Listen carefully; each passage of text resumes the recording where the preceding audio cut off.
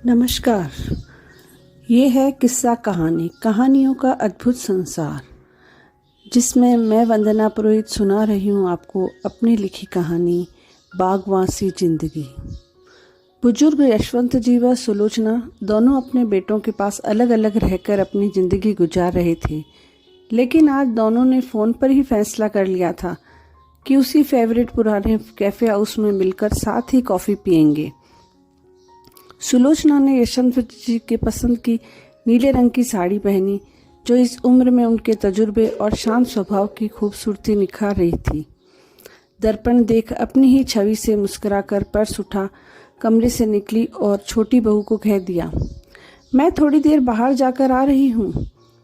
अब टैक्सी कर cafe house पहुंची तो देखा वहाँ यशवंत जी पहले से ही पहुँच बेसब्री से उनका इंतजार कर रहे थे।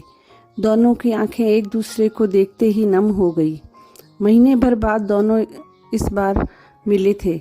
वैसे तो बेटे महीने में एक दो बार दोनों को मिलवा देते थे, लेकिन इस बार दोनों बेटों के काम में फंसे होने के कारण वे एक दूसरे के घर ना जा पाए, इसलिए इन दोनों का भी मिलना न हो पाया। आंखों में पानी लिए यशवंत जी ने सुलोचना से कहा, अब तो हमें वृद्धाश्रम चले जाना चाहिए ताकि जीवन कुछ अंतिम लम्हों में शांति से गुजर सके। उनकी यह बात सुलोचना ने उनके मुंह पर हाथ रख दिया। ऐसा कभी न कहना। 3 बेटों के माँ बाप होकर वृद्धाश्रम जाएंगे तो दुनिया बच्चों पर थू थू करेगी। यशवंत जी सुलोचना का हाथ पकड़ दुखी मन से बोले, मेरी पेंशन न होने के कारण मैं बच्चों को जोर देकर यह भी नहीं कह सकता कि दोनों का खर्च एक ही बेटा उठाए। तभी सुलोचना ने छेड़ते हुए कहा, कॉफ़ी पर बुलाया है, पिलाओगी या यूं ही वापस जाना होगा। यशवंत जी ने भी अपना गुस्सा थूक मुस्कुराते हुए वेटर को बुलाकर एक शुगर फ्री और दूसरी स्ट्रॉन्ग हॉट कॉफ़ी का ऑर्डर दे दिया। जब तक कॉफ़ी आई तब तक दोनों एक दूसरे की तबीयत पूछने में लग गए। सुलोचना कहने लगी, पोते से अब चुपचाप आइसक्रीम लेकर तो नहीं खाते, शुगर बढ़ जाएगी। अरे भाई, आदत है, कभी कभी खा लेते हैं, इतनी जल्दी कहाँ सुधरेगी। यशवंत जी बोले। कॉफ़ी ख़त्म करते हुए ही सुलोचना बोली, मैं तो थोड़ी देर का कहकर निकली थी, बहू इंतज़ार करती होगी। थोड़ी ही देर में दोनों अपने अपने घर को चल दिए।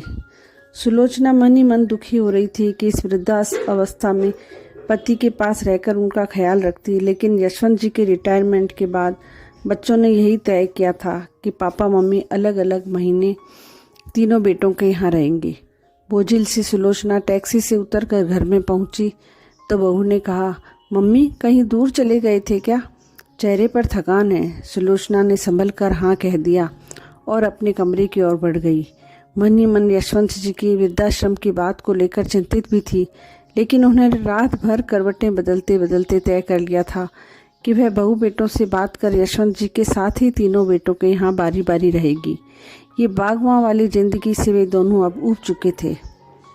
सुबह होते ही उन्होंने अपने बड़े बेटे कुंदन से कहा, मुझे ऑफिस जाते हुए चंदन के यहाँ छोड़ दे। अब मैं व बाबूजी दोनों कुछ दिन चंदन के यहाँ साथ रहेंगे, फिर अंजन के यहाँ चले जाएंगे।